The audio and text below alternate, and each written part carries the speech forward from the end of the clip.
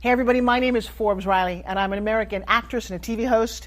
And I was delighted when I got my copy of Missing, which is Extraordinary Relation of Ordinary People based on a real-life relationship. It's well written. It's amazing. You know, it talks about a man who has lost his wife and his daughter, and it's very well done. I'm going to highly recommend that you go get your copy of Missing. It is a powerful, exciting read. Mr. Mian Moshe Zia. He is the author of Missing. And I want to give a big shout out and a kiss all the way halfway around the world to my dear friend. Check him out at Mia's website. It's called www.miamoshenzea.com. Missing, available on Amazon. Again, I'm Forbes Riley, and I will see you again soon. Bye-bye. The Mike Wagner Show is powered by Sonic Web Studios. If you're looking to start or upgrade your online presence, visit www.sonicwebstudios.com for all of your online needs. Sonic Web Studios specializes in custom web design, app development, social networking, search engine optimization, domain registration, email marketing, online stores, and more. Since our birth, we have been designing and developing immaculate websites and providing web solutions which are a cut above the rest. As a leading web designing enterprise, we have a team of extremely talented web designers who are well-focused and have the experience of working on multiple web developing platforms such as PHP, Magento, custom WordPress, and more. Sonic Web Studios has been helping businesses of all kinds, whether big, small, established, or startup, impress their audiences with exemplary web solutions. We don't just create beautiful and functional websites. We give you a complete online solution with the main goal of enhancing your yearly revenues. We aim to give your business the online exposure and brand acknowledgement that will help you in achieving increased conversions leading to profitable sales. Call 1-800-303-3960 or visit us online at www.sonicwebstudios.com to get started today. Mention the Mike Wagner Show and get 20% off your project. Sonic Web Studios. Take your image to the next level. Hey everybody, it's Mike from the Mike Wagner Show. It's time to give a shout out to our official sponsor of the Mike Wagner Show, international award-winning author Mian Moshe Zia. If you love fast-paced mysteries, then you'll love Missing by Mian Moshe Zia. Available on Amazon in paperback and ebook. Missing is fast-paced and intriguing with an unforgettable twist. It takes place in 4 countries with 2 strangers and 1 target where truth is an illusion and those you love will be the first to go missing. It's available in paperback and ebook on Amazon. Missing by Mian Moshe Zia has garnered great reviews and is even loved by Hollywood celebrities including Joanna Cassidy, Forbes Riley, and many others. So grab your copy today. Order Missing by Mian Moshe Zia, now available at Amazon. It's now time for the Mike Wagner Show, powered by Sonic Web Studios. Visit online at sonicwebstudios.com for all your needs. The Mike Wagner Show can be heard on Spreaker, Spotify, iHeartRadio, YouTube, iTunes, Anchor FM, Radio Public, and the MikeWagnerShow.com. Mike brings you great guests and interesting people from all across the globe. So sit back, relax, and enjoy another great episode of the Mike Wagner Show.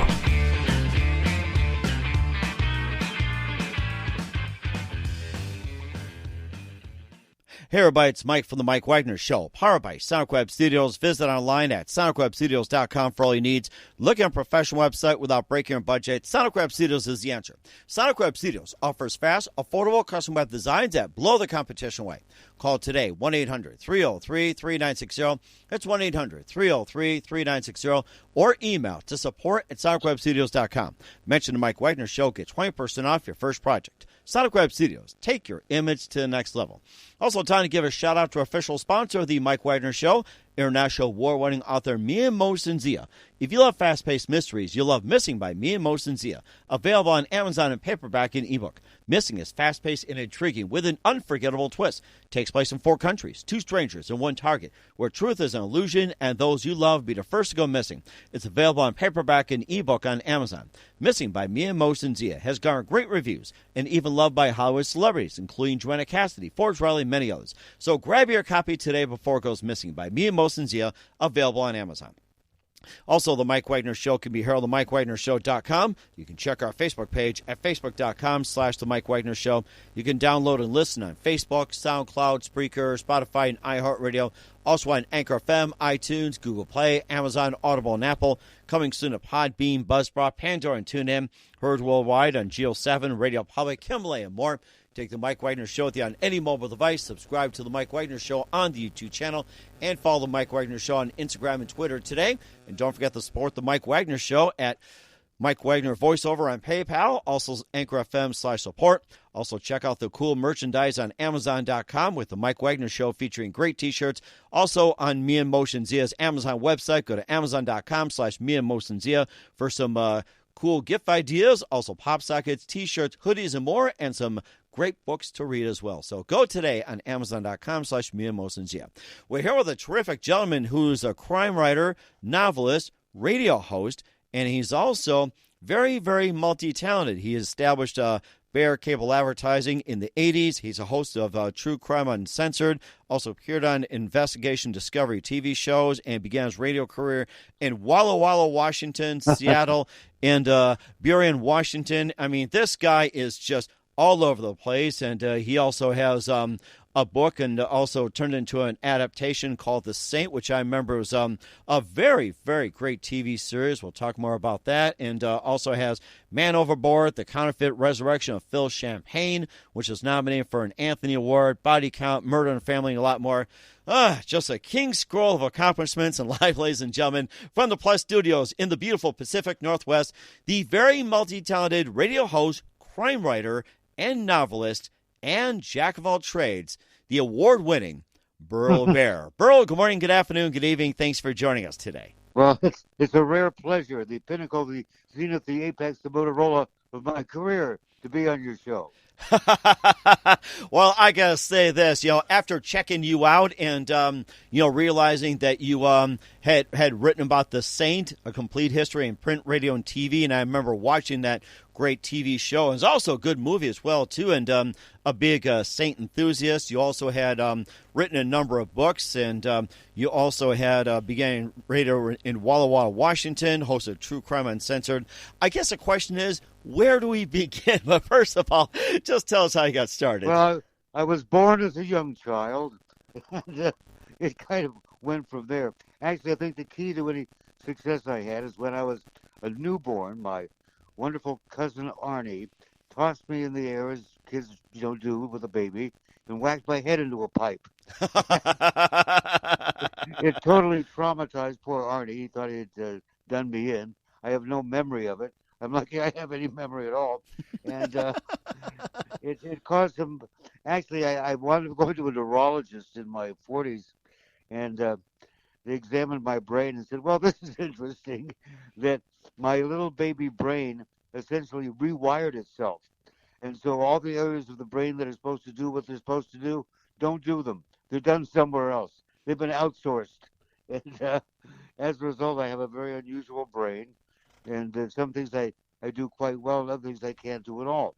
For example, anything that has to do with numbers, when numbers are fairly solid things, so they don't kid you or trick you very often, I can't do anything with numbers. I shouldn't say anything. I can remember my social security number, but I can't remember my address most of the time. I have no trouble with numbers. Words, however, are fine. I don't have trouble with words. But numbers baffle me entirely. Can't remember them, can't figure them out. Don't know what they're supposed to do. Also, arranging anything physical. If you drop 6 pieces of paper on the floor and say, Burl, pick them up, I can't figure out how. I have to do them one at a time, and you have to direct me. But in my mind, I can move around people, places, objects, plots, clues, whatever, no problem. But in the physical world, I become overwhelmed. And I used to think it was a character defect when I was younger. Like, I'm a bad person, I can't do this stuff. But then when the neurologist explained to me that I was damaged in shipping and handling, and my contents had settled, like a box. Oh, my. It wasn't a character defect. It was just one of those things, But it almost sounds like modern-day Amazon shipping. That's what it sounds like, so. Yeah. Yes. I was in the back of the wrong truck. Anyway, so I was okay as long as it had to do with words and language and that sort of thing. But anything practical and reasonable and sensible, forget it. Oh, my goodness. And of course, you also had some works with a saint. And also another thing, too, so you talked about your radio career and whatever else. And what was that one precise moment that influenced you into what you're doing today? So was it one moment that simply said, hey, this is what I'm going to do for the rest of my life? That pretty much just does it, like some activity or event or whatever. Right. Well, when I was a young child, and most children are young, and the research proves. So when I was a young child, I was fascinated with radio and television, mostly radio. I found very intriguing. So I wanted to do radio. I was too young to realize what a horrible mistake that was. It took a great deal of maturity to realize, good heavens, I could have been working in a factory and had a more stable life. But the other thing I wanted to do was teach, because I like that whole idea of knowledge and reading and that sort of thing. And so I pretty much knew always that I wanted to be in some form of media, broadcasting. And I got my first radio job when the minimum wage in the United States of America was $1.25 an hour. Woo! Woo! Yeah. Yeah, that's when $1.25 was $1.25. And that was at KTEL in Walla Walla, Washington. 250-watt variety station. It's kind of station where you played an hour of classical music, then you played an hour of country western, then you played some rock and roll, then you played some Madhavani, then you went to the station and went to bed, plugged back in the morning. And I had hair dryers with more power than that radio station. I can imagine back then. It's like, hey, can you play Glenn Miller followed by Led Zeppelin? Sure, no problem. Yeah. It's pretty much that was a nice, and the transmitter, where the powerful 250-watt signal radiated across the street, was this little shack out in the field. And you had black widow spiders all over the place. Kind of like living in a horror movie, playing the hits. And I'd sit out there with a pellet rifle, and I would shoot the black widow spiders off the walls while I played records on the radio. Oh, my goodness. That's small town radio for you. Holy. But I enjoyed it. And you also move on. You also move on to Seattle as well too, and you also had some fun. And also, you also produced, wrote, and did national radio commercials, including Frank Sinatra and Bob Dylan. What the deal was I left Walla Walla to go to Seattle to go to the University of Washington, and while I was there, going to school, I just kept calling all the radio stations trying to get a job, having, of course, vast experience, having worked a couple of years for $1.25 an hour. Mm-hmm. And I wound up getting hired, not on the air, but what they used to call babysitting the transmitter. I had a first-class radio telephone operator's license, which meant I was qualified to do the meter readings at the radio station. The guy who was on the air at this particular station, which was Soul Radio KYAC, mm-hmm. did not have a first-class license, so they had to have someone babysit him. I was paid by now $4.50 an hour to babysit the transmitter and take the meter readings. Well, you'll appreciate this. One day, the fellow who's on the air, his name was Paul Cutslow, he was on the air, and a tape he was trying to play got stuck in a machine. Oh, no. And he gets very upset, and his microphone is on, and he starts swearing. And he uses every word that you're not supposed to use. The 7 words you never can say on television. Whatever. Oh, yeah, George Carlin. I'm sure George Carlin made him famous. Every swear words you can imagine, and many of them in unique combinations, live on the radio. Well, of course, he was immediately fired. And who are they going to put on in his place?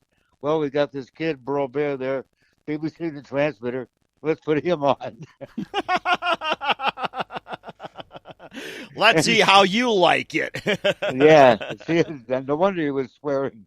So I went on there, and through a bizarre set of circumstances, I wound up doing emergency fill-in when someone didn't show up at KJR, the Mighty 95, the number 1 rock station in that town, the big city of Seattle. And one thing led to another, and I was working at 3 radio stations in the same market at the same time. I was doing 6 in the morning till 10 in the morning at KYAC Soul Radio, as Burl Bear, Prince of Darkness. Mm-hmm. And then I was doing beautiful music. Ooh, Prince of KIRO, Darkness, yes. KIRO Montavani, radio, we're going to kill you. 710 on your AM dial from 8 to midnight, and then midnight to 6 at KJR. I had to leave each station 20 minutes early to get to the next station. And I used the same name on all three stations in the same market, which is very unusual. Wow. And I was going to the University of Washington. Mm-hmm. So it was a kind of peculiar situation. Oh, and then I started working at a discotheque before they were called discotheques. And doing that as well. So I kind of had a full schedule for a kid going to school. Finally, I had to narrow it down to 1 or 2 stations. 3 was a bit too much. But I wound up at doing full-time at KJR with the very famous, was a 5-time winner of the Program Director of the Year Award, Paddle Day. And then I went to work for their competition, blah, blah, so on and so forth, just like most people in radio usually do. Mm-hmm. And I wound up forming a partnership with a nice guy named Terry McManus, who's since gone on to the radio station in the sky, where we wrote and produced radio commercials and movie trailers and stuff like that. We wound up getting the contract to do all the commercials for touring performers, such as Frank Sinatra, Bob Dylan, name a star, and we did their concert tour commercials. And that was very good business. We did that from 1974 until 1980. Wow, that is a lot. You also contributed to the Robert W. Morgan Special of the Week. You also received gold. Yes, Robert Morgan. Oh, my gosh. My personal friend, Alan Goldblatt, wrote the Robert W. Morgan Specials of the Week. And I started getting involved with that because you'll love this, you radio people out there. When I was working at KOL Radio, which is a competitor of KJR, every night I played a song that was not authorized to be played. It was not on the playlist. It was never a hit. It wasn't an oldie.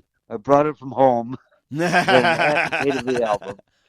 The song was over 7 minutes long, and that way it gave me 7 minutes to go to the bathroom, entertain guests, something at the radio station. And at the end of the week, the program director, his name was Robin Mitchell, called me into his office. He goes, Burl, you've been playing a song that no one's ever heard of before. That's 7 minutes long. You've been playing it every night. It's not on our playlist. Under normal situation, we would fire you for that. Except it's the most requested song of the week. Our competition just went on it. And the record label is re-releasing the album and re-releasing that song as a single. And then I was given a gold record for it, called Nights in White Satin by the Moody Blues. Oh, my gosh, that's one of my favorites. Yes, well, I love it. You may thank me for that. Thank you for making it great. Yes. It was never a hit before. No one ever played it. But yes, I love you. Yes, I love you, and thank you for playing it. Oh, my singing's terrible, I know. Moody Blues sent me a tape thanking me for making them the millionaires they are today. Oh, my gosh. So then, listen to this. Well, if we could do that for the Moody Blues, there must be another song out there that should have been a hit that was never treated as a hit. But it would be if we played it and pretended it was. Uh-huh. Brace yourself. Yes, another one. Man, 2 for That's 2. The other You're gold in record I have on the wall. Wow. 2 for 2. You are in my wheelhouse on this one, Burl. You're in now my wheelhouse. Go for 3, wow. Shall we? Let's go for what's behind door number 3. The last one anyone ever expected to be a hit. In fact, RCA Records sent an executive out from New York to come see me in person because he could not believe that I was playing a particular song on the radio as if it were a hit song. And it became a hit song. It's one where, and the color girls go, do, walk on the wild side. Oh, my gosh. That is another classic. Wow. Yeah. You scored a trifecta. A song about transvestites and transsexuals performing oral sex becomes a hit record in America. That's freedom for you. And there you go, Walk on the Wild Side by Lou Reed. That was my third gold record, but someone stole it. They must have put it on Amazon or eBay, just to Yeah, I get bet. something out of it. Yeah. Or it's like, or put like a so-called signature on there and triple it. It's like, hey, I got this record. It's like, I got for like 10,000. Now I'm going to sell for $1 million. Who is dumb enough to buy? Hey, are you listening out there, Jeff Bezos? And that's the highlights of my radio career. And so we had a lot of fun. We did a lot of concert tour commercials. I got those gold records, and that was back in the days when you could have really high ratings as a disc jockey, and disc jockeys even had groupies.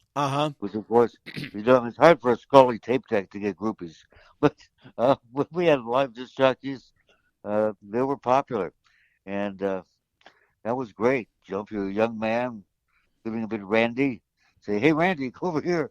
It was wonderful.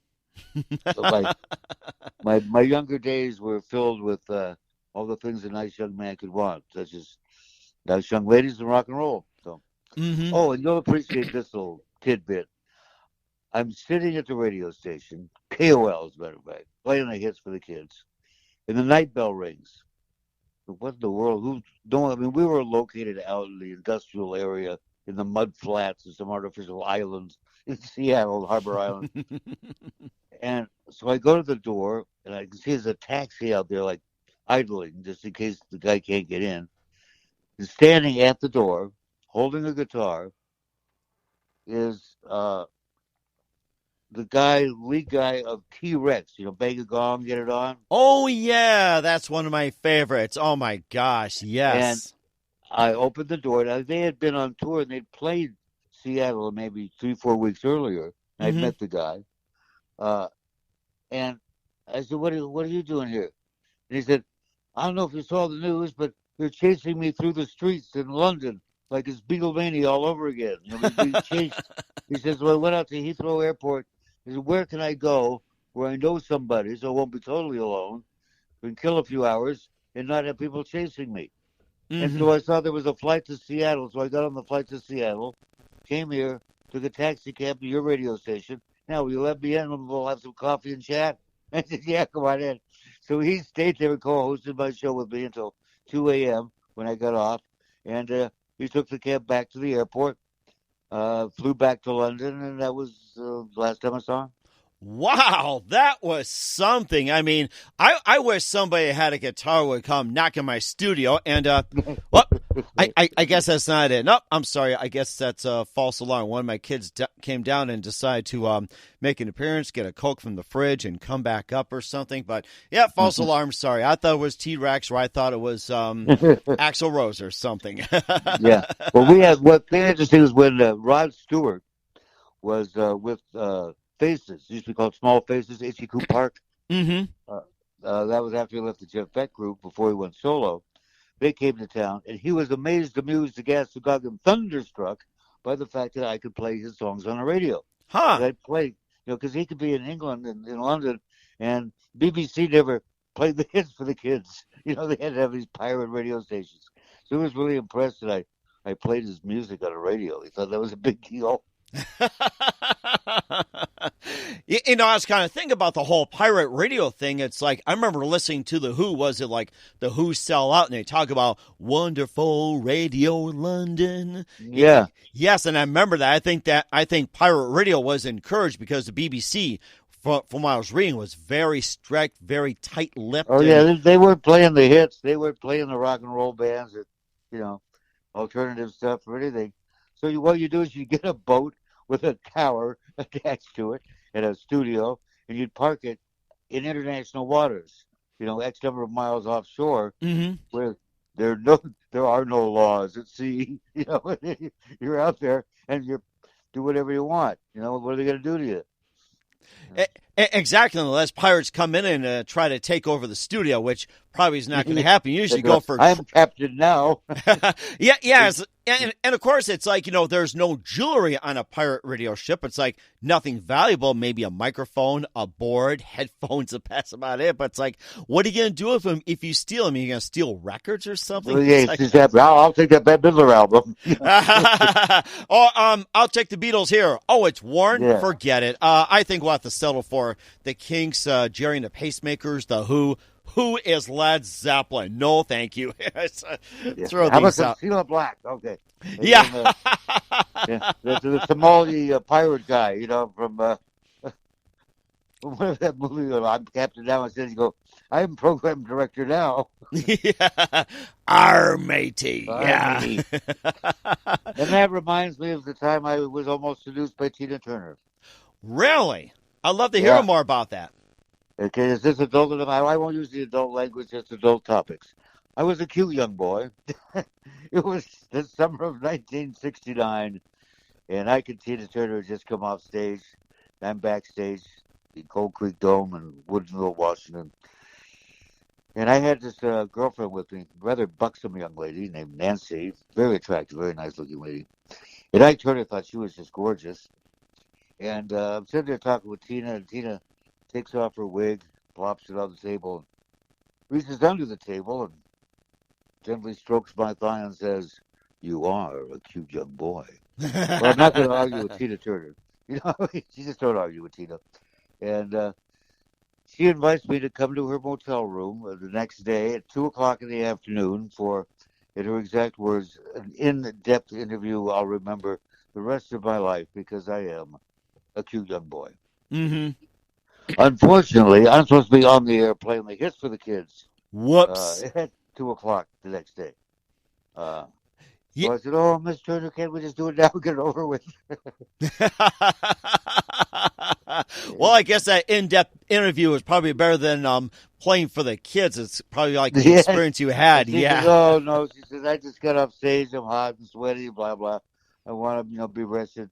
So, come on over at 2 o'clock tomorrow." And I pointed at Ike. I go, "Well, what about your beloved husband there? I mean, I don't want him chasing me around the motel with a straight razor or anything." She says, "Oh, no. He'll be busy with your little friend Nancy. That's why we have separate rooms for this sort of thing." Oh, interesting. Oh, so they were a lot closer than that movie gave me a heads up on. Unfortunately, I could not get a hold of my program director. The late, great Dick Curtis just passed away last month. Uh-huh. Couldn't get a hold of him. They wanted him to cover my shift, so, I could do my in-depth interview with Tina. Mm-hmm. So that's the end of that story. I'll never forget, she'll never remember. Well, maybe if you ask her, it's like, maybe she'll can't count it. Maybe she won't. Maybe she'll look me up now that she's, 80 and I'm 73, and I'll say, "Oh, can't we just have soup instead?" What? I was like, well, then again, she still has the best legs in the business. I mean, 80 years old. It's like, best legs in the business. Like, go figure. My God. I know. It reminds me of the story of the guy's 80th birthday. And his buddies chip in and they buy him a lady of the evening. Mm-hmm. She shows up at his door and knocks and he says, "Hello, what's this?" "I am a birthday gift. I'm here to give you super sex." He thinks for a minute. He says, "I'll take the soup."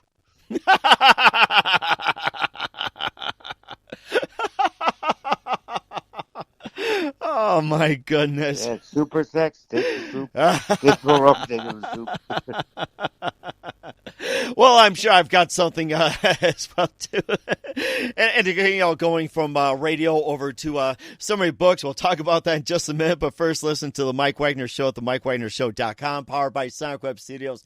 Visit online at SonicWebStudios.com for all your needs. Looking at a professional website without breaking your budget? Sonic Web Studios is the answer. Sonic Web Studios offer fast, affordable custom web designs that blow the competition away. Call today at 1-800-303-3960. That's 1-800-303-3960. 888-333-3960 or email to support@sonicwebstudios.com. Mention the Mike Wagner Show. Get 20% off your first project. Sonic Web Studios. Take your image to the next level. Also, time to give a shout out to our official sponsor of the Mike Wagner Show, international award-winning author Mia Mosen-Zia.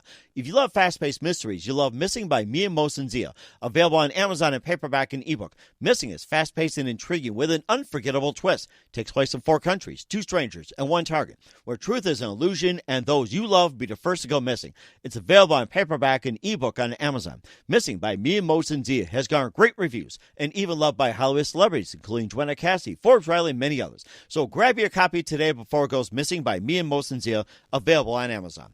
Also, The Mike Wagner Show can be heard on themikewagnershow.com. You can check our Facebook page at facebook.com/The Mike Wagner Show. You can download and listen on Facebook, SoundCloud, Spreaker, Spotify, and iHeartRadio. Also on Anchor FM, iTunes, Google Play, Amazon, Audible, and Apple. Coming soon to Podbean, Buzzsprout, Pandora, and TuneIn. Heard worldwide on Geo7, Radio Public, Himalaya, and more. Take The Mike Wagner Show with you on any mobile device. Subscribe to The Mike Wagner Show on the YouTube channel and follow The Mike Wagner Show on Instagram and Twitter today. Don't forget to support The Mike Wagner Show on PayPal. Just go to paypal.com/Mike Wagner Voiceover. Also on Anchor FM/support. And if you want to check out some cool gift ideas, go to Amazon.com/The Mike Wagner Show for some t-shirts and more. And also check out Mia Mosen-Zia's Amazon at Amazon.com/Mia Mosen-Zia for some pop sockets, t-shirts, hoodies, and a lot of goodies, including some of his books as well. So go to Amazon.com/Mia Mosen-Zia and check it out today. We're here with the very, very multi-talented Burl Bear here on the Mike Wagner Show, talking about a great radio career up in Seattle, Washington. And, of course, you know, I'm sure the Kingsmen and Hart would be proud singing Louie Louie with that little barracuda. Yes. Oh, I'll tell you. Yeah. You know, that's interesting about the Kingsmen and Louie Louie. Everyone in the Northwest did Louie Louie. Paul Ritter Raiders.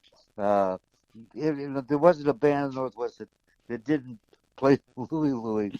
And when they went in to record that, the infamous Kingsman version, they set up the equipment, and if you listen to the records, you can hear the equipment fall over and collapse and crash. Yeah. Louie, yeah. And, crash, yeah. And they make a mistake. They start singing when it was the wrong verse, and it's all right there on the song because they didn't know that was it.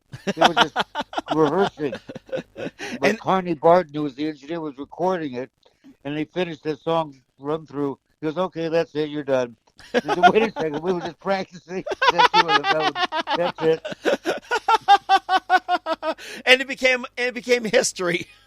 I know it. You can't understand a word the guy's saying. He's rumbling along. That's the funniest the part. The equipment falls over. And there's a giant crash in the background. He starts to sing a verse too early, and he has to stop and go back. And go back again. And that's the version that became the big hit, just screwing around in the studio. And that's probably number one karaoke song or karaoke song out there. It's like, Louie, yeah. We gotta go. Yeah. Oh, my gosh. Dun, dun, dun, dun, dun, dun. You know how many songs are really Louie Louie? 3 chords and a cloud of dust. More Than a Feeling by Boston. Listen to that. It's Louie Louie. There are so many hit songs by so many bands. Purple Haze by Jimi Hendrix. Dun, dun, dun, dun, dun, dun, dun, just pausing in between the notes.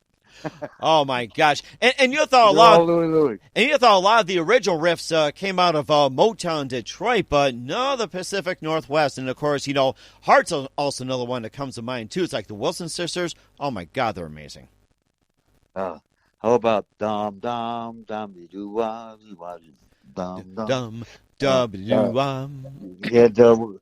What's my mind just went blank, which is not unusual for a man my age. Dum dum dubby doo dum dum dum. No, Johnny Truxell. Yes, that's right. And the 2 girls, and they did it. Come Softly to Me. Mm-hmm. And yes, they were great. Yeah. Oh hey, my! You ever see the movie Blue Velvet with Dennis Hopper as the perverse bad guy? And it's really a strange movie. And in fact, it's one of those movies that at the end of the movie, the crowd in the theater, the full theater, was just dumbstruck. They're just silent because it was just like been hidden to have a sledgehammer with bizarre perversity of the film. So as the silence and the credits are rolling, I was on a big side went, whew, that sure brought back a lot of memories. Thud, what happened? Yeah. really, really strange. Anyway, interesting career. Met a lot of interesting people aside from Tina Turner. Leon Russell, of course, what a great guy. Lots of wonderful people.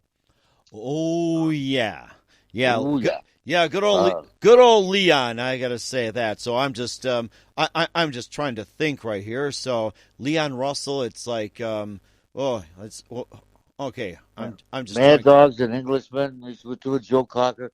Joe Cocker was one of those guys that used to throw up a lot before he went on stage. But sometimes while he was on stage, he had a severe drinking problem for many years. But he got over that. Oh You know yeah, who else used to there's throw up a bunch lot? for you. Al Jolson, Oh the yes. world's greatest entertainer, Al Jolson. He would get stage fright, and to the point where he would be sick before going on stage. And you know what's so strange? Because I was a big fan of Al Jolson's music when I was a kid, when I was little, is that he had such incredible personal charisma. So they call him the world's greatest entertainer. You'd go see him in person, and his charisma was so strong, it would just blow you away. But they put him in the movies, and the movies were hits, but you couldn't capture that personal charisma on film Mm-hmm. because it's something, I don't know, physical or whatever, vibratory. What it is some people have that, and others don't. But his charisma was so powerful, he just mesmerized, an entire, theater full of people, except for Milton Berle. Milton Berle wasn't impressed. Milton Berle had a date with one of the girls in the cast of one of the plays that Jolson was in. And Jolson was famous for stopping the play and then going to the audience and saying, well, you all know how this is going to end. She's going to marry him, and he's going to marry her, and that's going to happen, and everyone lives happily ever after. So why don't we just stop that, and I'll just start singing all your favorite songs. And the cast would just sit on stage while people would yell out requests, and Jolson would sing for hours. That's what he loved. Well, Milton Berle had a date with one of the girls that was sitting on stage. He couldn't leave, of course, because Jolson's up there singing. Milton Berle walked right up on stage in the theater, took the girl by the hand, and as he's walking the girl out, he says to Jolson, hey, Jolie, when you're all done, turn out the lights. Yes, my mammy. Yeah, man, I love it. What an entertainer he was, though. Fantastic. Oh, I'm sure it had to be. My goodness. You talk about, having all these celebrities and everything. And of course, you go into books and everything else, and you start becoming an author, after a while, too. And you also have Love at the Cost of Life, A Taste for Murder, Mom Said Kill, Headlock, and, the list goes on and on. You got Headshot. And you got The Saint, which you're also known for. So maybe just to hit upon some of the books. And you also did a big thing on The Saint. I think it was what started in, the 1920s or 30s or something. It's about character of Simon Templar. I remember watching the that TV famous series. Simon Templar. Yes, that's right. The Devil with Dames, a headache of cops and crooks alike. Yep. Leslie Charteris wrote the first Saint novel called Meet the Tiger when he was 19 years old. That was like 1927. Little did he know that he was starting something. The first mystery action adventure character to be equally popular with women and men. Huh. To this day, the Saint is the only one who has 100, except for me, of course, if it goes to my demographics. My audience goes both ways, male and female. So does the Saint. And also, the same time that, say, 15 and 16-year-old kids are reading Saint novels, so are adults, because they are satire of action-adventure novels. Mm-hmm. They have all the cliches are turned upside down, and anything absurd that has ever happened in any of these types of books of that era happened in the Saint books, but conscious of the fact that they are absurd. The solution will be to some mystery will be so stupid, but it's stupid on purpose in making fun of the genre. my goodness. And, unfortunately, it did have well, it launched my career. The first book I did was The Saint, A Complete History, Print, Radio, Television, and Film. I won the Edgar Award for that, which is wonderful. Mm-hmm. The Edgar Award for an author is like an Academy Award or an Emmy for an actor or performer. Once you win it, they don't take it away from you. So you could be doing absolute garbage after that. And you can always put on the front of your books, Edgar Award winner. Edgar Award winner. Yeah, it's like, but Academy Award winner, so-and-so. What was the actor? Won the Academy Award for Best Supporting Actor. And at the end of his career, he was played the doctor in porno movies. Oh, my gosh. I mean, unfortunately, he had a severe alcohol problem, and he wouldn't give up his career because he liked to work, but no one would hire him except he'd play the doctor who go, "Don't try this at home, kids." He said the doctor in porn movies? Porn movies, Porn. I was gonna say, what was his name? Ben Dover or something, or Stefano Forrest? No. My mind went blank. I could have told you 20 minutes ago, but I'm rapidly becoming senile and losing my memory. Well, then again, you can picture it as late night as well, too, since the Mike Wagner show is 24/7, 365. You can think of it like a late night, like at 6 in the morning in Los Angeles, or, say, having lunch in England, or dinner time in Tokyo. Or Pakistan with me and Mohsen Zia. Yeah, or you could have, like, say, you're having trouble getting to sleep at 2 in the morning somewhere. So, yeah. Yeah, if you want to go to sleep, this is the way to do it. Yes, there you go. And of course, you also had some other interesting books as well, too, that you just have, like, a slew of them. It's just amazing. Well, yes. I would get these phone calls from strange people or strange phone calls from normal people with ideas or suggestions for true crime books. And I came across this story, true story.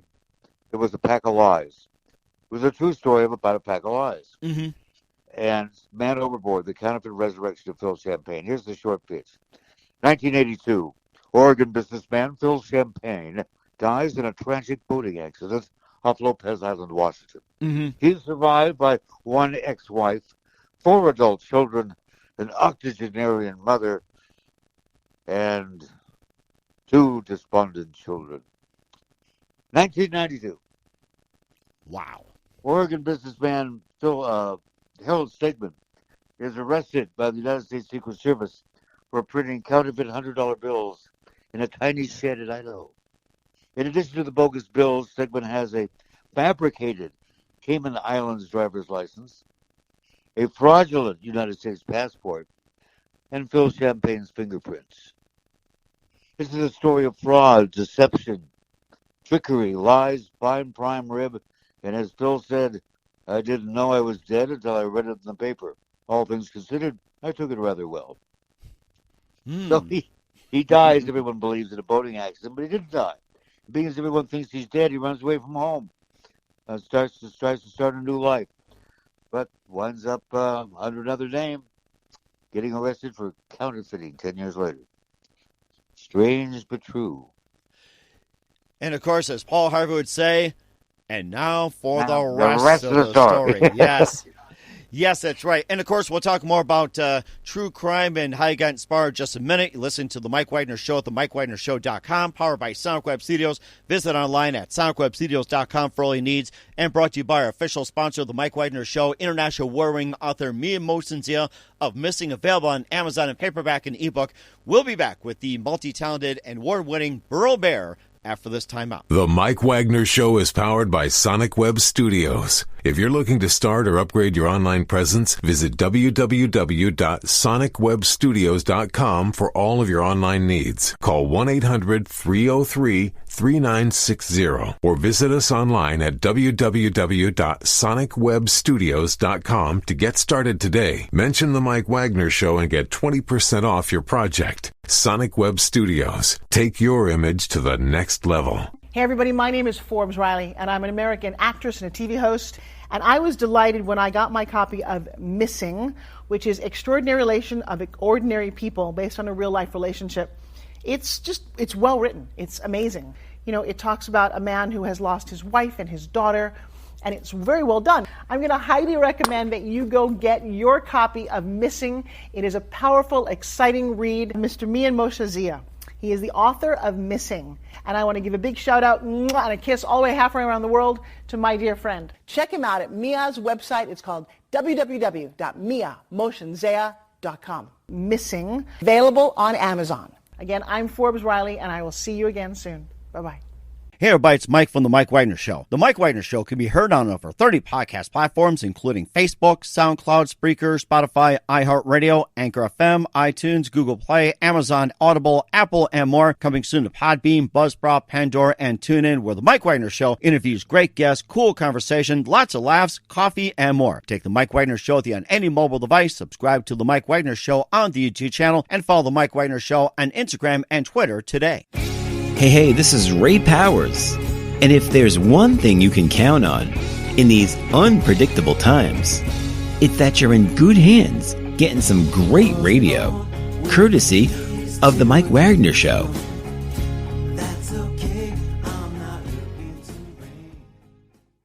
We're back with author, radio host, crime writer, novelist, and the award-winning multi-talented Burl here on the Mike Wagner Show. We talked about an amazing radio career he had, and also, getting into some other aspects, journalism, some books, and more, and also venturing the true crime as well too. Talked about Man Overboard, and also has a also a host of True Crime Uncensored. But first of all, just talk about how you got started in writing, and what. And who are some of your influences when it comes to authors as well? Well, I'll tell you. There I was, minding my own business. My nephew Lee Goldberg and I were going to do an article for a video magazine about the same movies with George Saunders and Hugh Sinclair.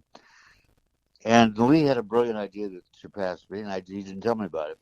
He submitted a proposal, as if by me, to McFarland Publishing for a book. On the Saints. Okay. I didn't know he did this. I went to go fishing with my dad at Loon Lake, Washington one summer, and he says, "Hey, he's got something in the mail. Looks important. It's from something called McFarland Publishing." So I opened it up. There was a contract inside for a book to be delivered in a year and a half called The Saints, A Complete History. And Lee got me my first book contract, because he was already published by McFarland. Lee Goldberg and his brother Todd, of course both my nephews, made history recently by being the first time that brothers were on the New York Times bestseller list at the exact same time. They are authors also. Everyone in my family writes. Some of us write bad checks. Some of us write good books. We all write something. And you get used to it. Like if everyone in your family is an auto mechanic, you don't think it's anything special. But if you don't know how to fix a car, you're amazed that these people do. Same with us. Everyone in my family writes. Either they're an attorney who has to write, things for the court or for their clients, or like Lee and Todd, myself, and my sister, rest in peace. She had 2 books out before she passed away. I got about 19 or 20. Lee, I think, has got like over 30. He used to write all the monk books and the Diagnosis Murder. And Todd writes Gangsterland about this mafia thug that hides out as a rabbi in Las Vegas. Good stuff. Ooh, rabbis in Las Vegas. I love that. Yeah, well, the funny thing is there is a rabbi in Las Vegas who has like the same name as the rabbi in Todd's book. Oh, my goodness. So, although... it all came out of a conversation Todd says on how do you get rid of a dead body? And he came up with a method of getting rid of a dead body, of shipping it to a rabbi who has a congregation and it's a Jewish cemetery, and that's how you get rid of you bury him in the Jewish cemetery. So the mobsters become rabbis. And then what happens, of course, is they have to teach all the spiritual things that are in the book, and that has a positive influence upon their souls and their reality, and they wind up becoming even more conflicted than they already were. Oh, my goodness. So it runs in the family. My mother was a journalist. She was a newspaper woman before she married my father. And my sister used to be what we used to call the gossip or society editor for the Palm Springs newspaper. They call it what do they call it? Society editor or whatever. It's just called gossip editor. Oh yeah, like the old Rona Barrett back in the day. It's like exactly. Yeah. The Rona Barrett of Seattle, you could probably call it that. It's like, whoever was a gossip columnist, like anywhere in the world, was declared the Rona Barrett of whatever. Yeah.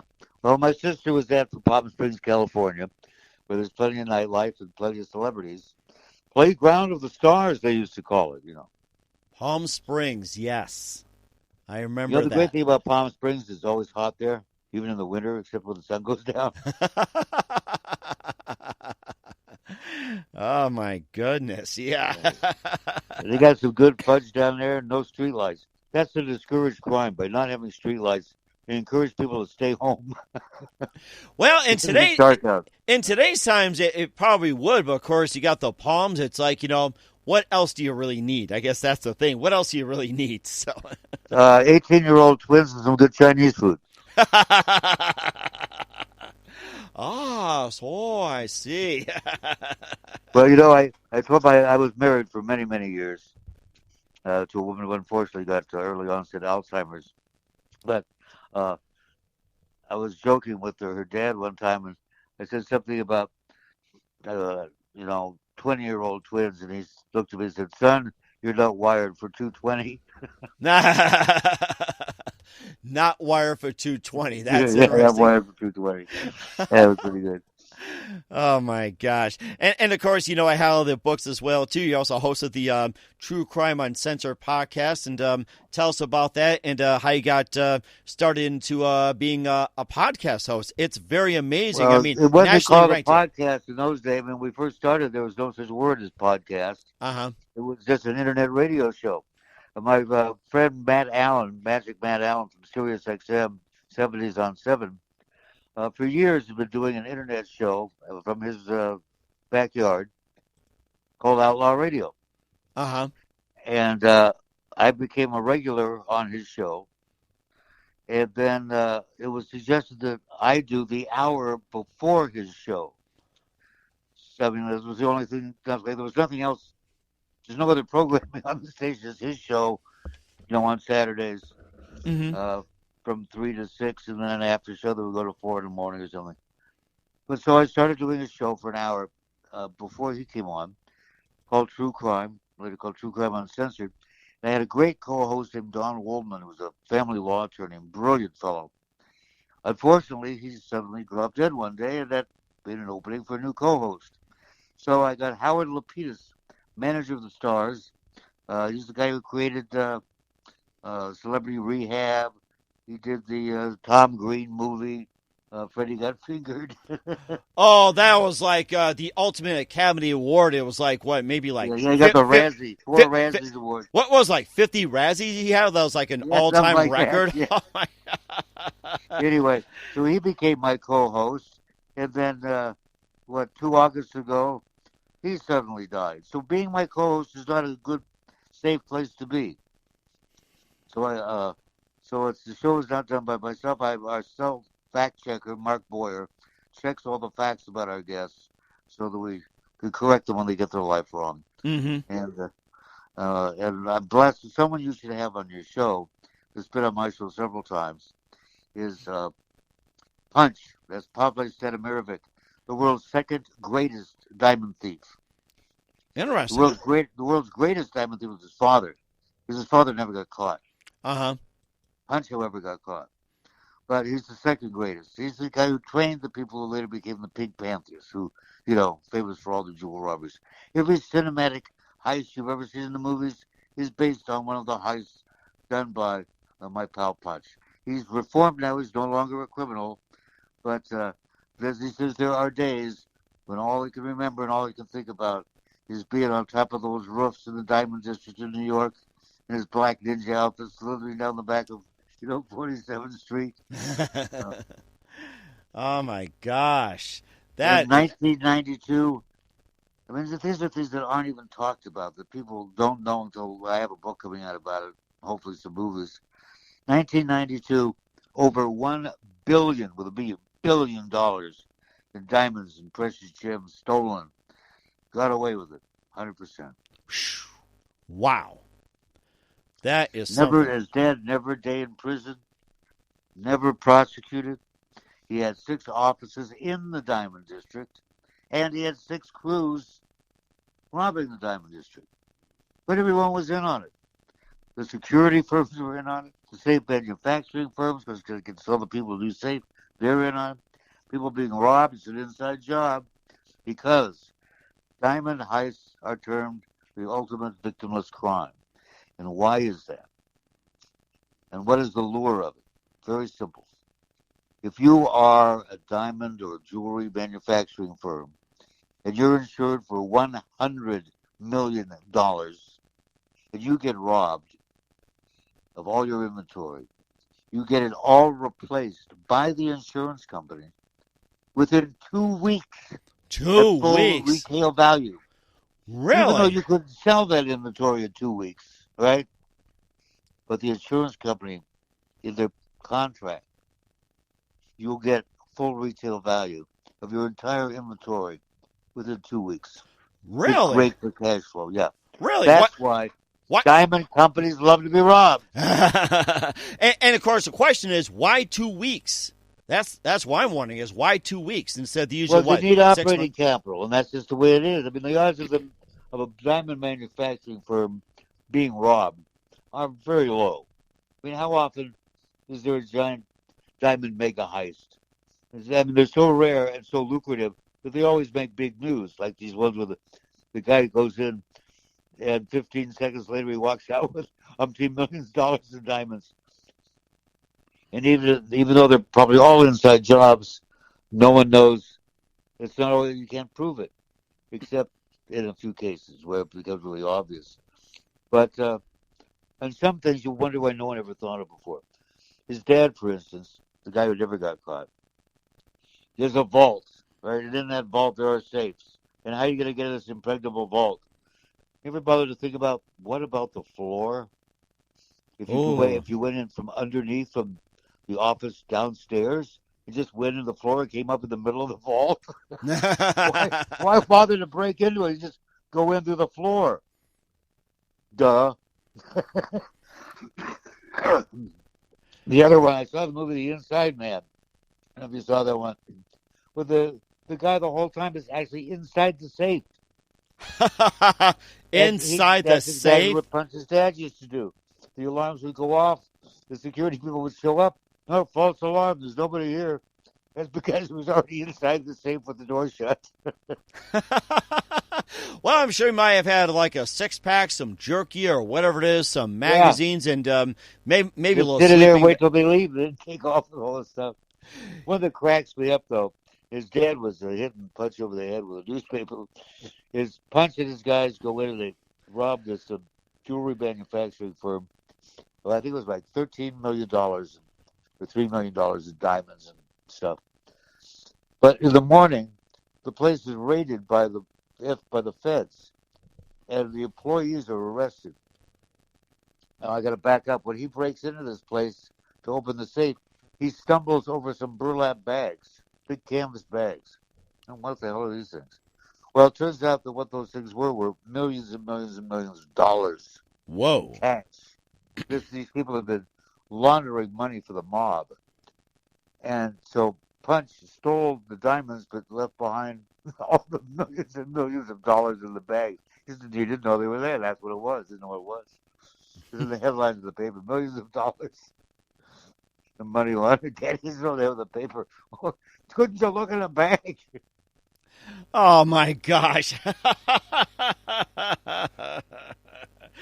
Well, you must be getting a lot of fan mail about true crime uncensored, and of course you get some love, you get some hate, you get some indifference, or maybe in emails you get maybe like a Nigerian scammer too, and it must be very popular. It's like just a lot of love or hate or some. But okay, we looks like we lost Burl Bear here. You're listening to the Mike Wagner Show at the MikeWagnerShow.com, powered by Sonic Web Studios. Visit online at SonicWebStudios.com for all your needs. Looking at professional help without breaking your budget, Sonic Web Studios is the answer. Hi, this is Burl Bear. Okay. 425. Okay, looks like we're trying to get a hold of Burl Bear here on the Mike Wagner Show, and we like to going to take a time out, and looks like we got Burl back on the line here. So, and right now at this time, we are currently trying to get hold of Burl Bear, and we're going to be back after this timeout here on the Mike Wagner Show. The Mike Wagner Show is powered by Sonic Web Studios. If you're looking to start or upgrade your online presence, visit www.sonicwebstudios.com for all of your online needs. Call 1-800-303-3960 or visit us online at www.sonicwebstudios.com to get started today. Mention the Mike Wagner Show and get 20% off your project. Sonic Web Studios. Take your image to the next level. Hey everybody, my name is Forbes Riley, and I'm an American actress and a TV host. And I was delighted when I got my copy of Missing, which is Extraordinary Relation of Ordinary People based on a real-life relationship. It's well written. It's amazing. You know, it talks about a man who has lost his wife and his daughter, and it's very well done. I'm going to highly recommend that you go get your copy of Missing. It is a powerful, exciting read. Mr. Mian Moshe Zia. He is the author of Missing. And I want to give a big shout out and a kiss all the way halfway around the world to my dear friend. Check him out at Mia's website. It's called www.miamoshenzea.com. Missing, available on Amazon. Again, I'm Forbes Riley, and I will see you again soon. Bye-bye.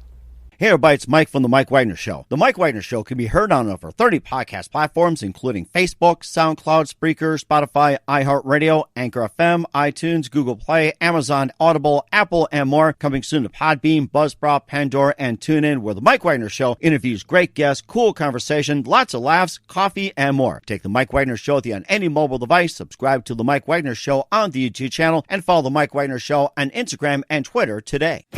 Hey, this is Ray Powers. And if there's one thing you can count on in these unpredictable times, it's that you're in good hands getting some great radio, courtesy of The Mike Wagner Show.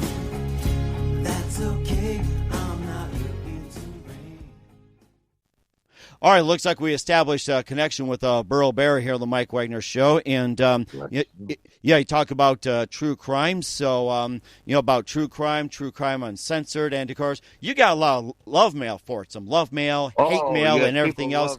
Oh yeah, yes, and of course I'm gonna go slap around whoever does iTunes, and probably the same people that do Audible. I can have a book that has, like 200 rave reviews and one negative review by someone who never read the book. And that's the one that will be featured. The featured review when you go to look and read about it. Terrible. Don't waste your money on this. I go, what? They're trying to sell my book and this is what they put up for the review? But someone will go, I admit it, I haven't read this book, but I never liked the author anyway. That's totally different subject of the fact that true crime writers, we're a nice, tight-knit group, kind of like people who make horror movies. Mm-hmm. Because some people look down on people who make horror movies. Oh, that's just horror movies. But they're a lot of fun to make and a lot of fun to watch. True crime books are very difficult to do.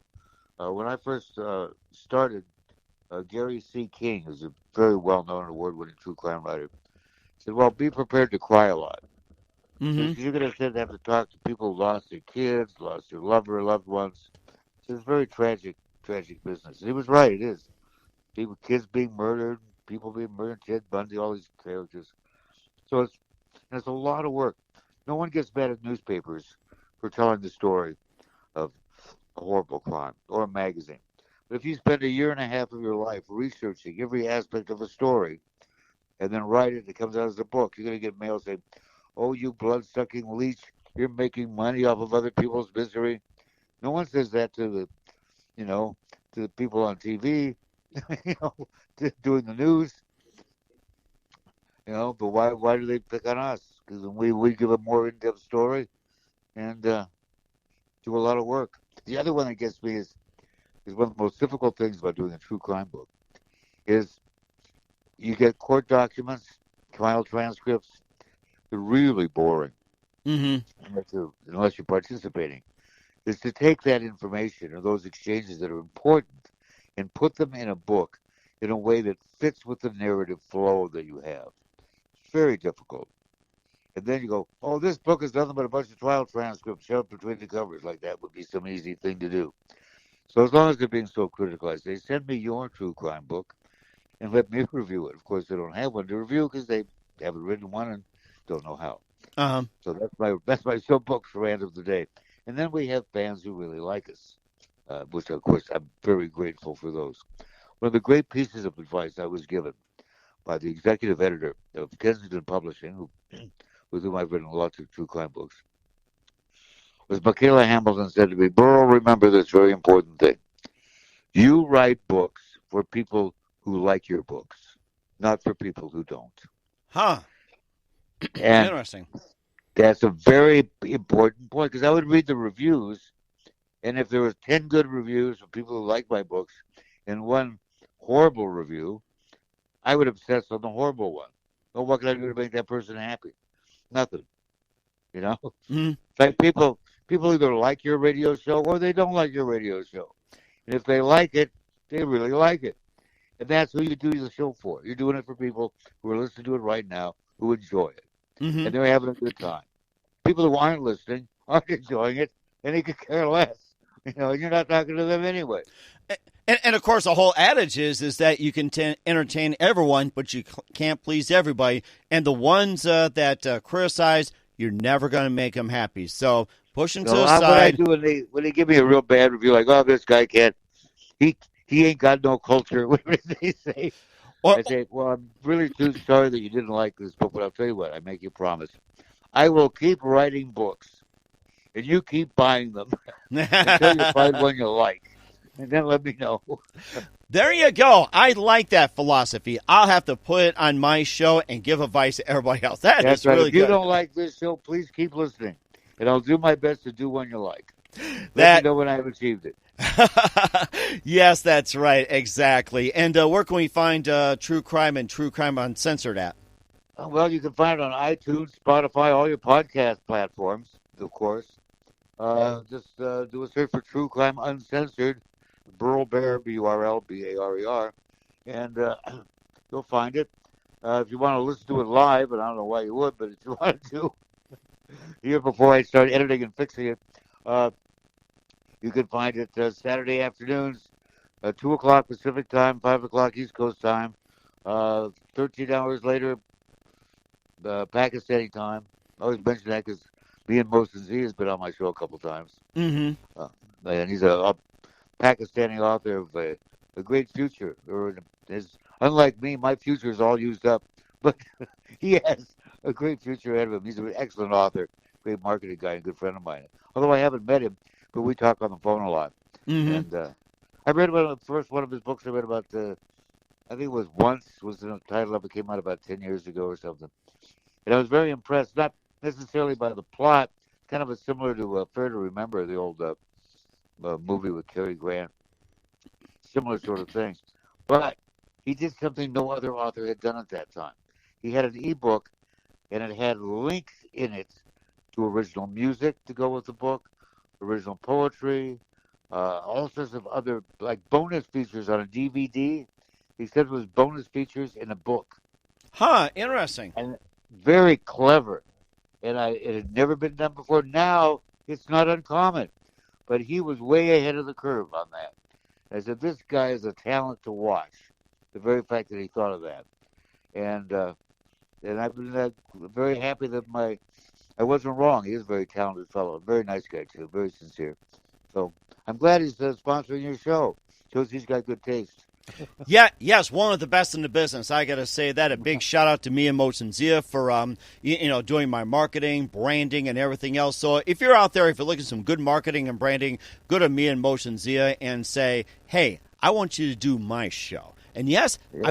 I will buy your books and give you some really good reviews. And I'll buy your T-shirts, pop sockets. And yes, he is very sincere about it. And of course, I bought some of his gear. Just totally amazing stuff. Absolutely amazing. He is the true deal. Yeah, my late great partner in True Crime Uncensored referred to me and as the king of marketing. Mm-hmm. That's right. And it's interesting. See, I always when I was a kid, I wanted to be famous for being famous. Uh-huh. And Mian is famous for being famous. Because it's interesting because they have him on like international TV, national TV in Pakistan. I don't know if they can even buy his books there because most of his audience, he's got quite a following, are primarily females. He writes these great twisted romance stories that always are very surprising. Our female audience in England, Australia, America, Canada. I don't know about Pakistan, but he's famous there, so that counts for something. Mm-hmm. If they say, they say never give up your dreams. All my life, I wanted to be a child star, and nothing's going to stop me. Mm-hmm. I'm going to be a child star one of these days. That's exactly it. And we're all living the dream as we speak, as you could tell. I mean, I've been doing radio since 1982, ventured into podcasting, just been all over the place, and we're just having the time of our lives. What can we say? So, hey, that's right. What could be more fun than being on the radio? That's right. And I can't think of anything more fun than playing the hits for the kids. And, of course, even if we have a face for radio, we still love what we do. So that's right. Oh, my gosh. Well, I'll tell you one thing. You call it the ugly man's medium. Now you got YouTube, TikTok, and you can also, just manipulate yourself to make yourself look great. Although you do have a face for radio. It's like, don't you love the new Photoshop that's out there? So, oh, you can Photoshop anything. They also have this thing, reface, where you can change your face. Change it with that of a movie star. I mean, I did that with Pretty Woman. And now Julia Roberts has my face. Or did you hear recently about the lawyer who was on Zoom and he couldn't get that cat on TikTok off the thing, so he was like a talking cat like that. Oh yeah. I mean, if you can manipulate yourself on Photoshop, you too can be a star as a talking cat on TikTok. So yeah, I think it's a wonderful idea. Oh yeah, the future. The future is behind us now. Yeah. You know something? I'll definitely have you back on. This time we're going to do it on Zoom. We're going to come up with talking cats, barking dogs, and maybe in the green screen, maybe something like, I think on a beach, Waikiki, whatever it is. Oh, I got to tell you, I was in the Tri-Cities, Washington. They have a cable system there. And my friend who's just passed on, Lloyd Swain, was the production manager. He wanted to check out his new green screen. And I had just come from doing some commercials. He says, Burl, you sit there in that chair, and I want to just put some stuff up behind you to see how the green screen works. Which he does. What does he put up behind me? Marilyn Chambers' greatest hits. And I look up and I see what's going on behind me. And so I start ad-libbing. You go, welcome to the sex lives of the rich and famous. I just start riffing on all this stuff's going on behind me. And what happened was the box got mislabeled. Oops. There was a tape for the hydroplane races that they promoted very heavily. The hydroplane races were going to be on at 7 o'clock Wednesday night. Wrong tape in the box. Oh, no. People turned in at 7 o'clock Wednesday night, and there I was in my suit and tie with all that going on behind me going, welcome to Sex Lives of the Rich and Famous. Or is now, it... what kind of fallout do you think we got from that? Or is it... Lots of calls from people saying, is this show going to be on every week? Or is it Marilyn Chambers' biggest hit, they would say. Yes, so. could have been. Whatever it was, there was lots of nudity and lots of graphic sex. And I don't mean like a graphic novel. Oh, my gosh. I think that was kind of like the beginning of something, I guess, how you ever look at. I mean, Cheech and Chong did have the greatest hit, but maybe Marilyn Chambers probably did it secretly. It's like you never knew. Oh, my gosh. But that's when my friend Howard met Monica Lewinsky. Yeah. Yeah. Said, oh, Monica Lewinsky, I've heard so much about you. Yeah, forget Jessica Hahn. We got Monica, yes. Yeah.